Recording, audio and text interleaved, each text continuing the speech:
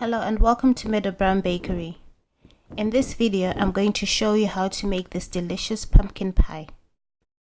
You start off by making your sweet short crust pastry. To learn how to make the pastry, click on the link above. When your pastry is ready, it's time to make the filling. Put 2 eggs in a bowl and whisk them together. Put your pumpkins in a bowl and add your mixed spice to them and mix them together.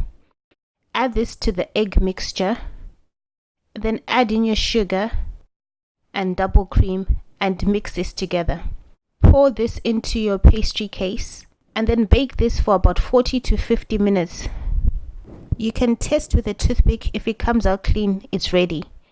Even if there's a little bit of pumpkin in the middle, it's still fine. Then remove it from the oven and leave it for about half an hour to just set and cool down. I'm going to show you how to remove the pastry from the tin.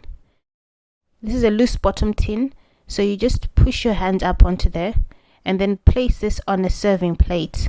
I'm going to cut it and show you what it looks like.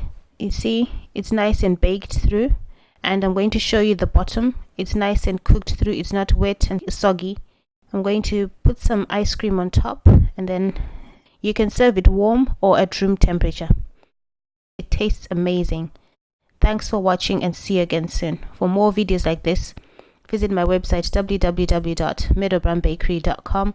Please like and subscribe to my channel.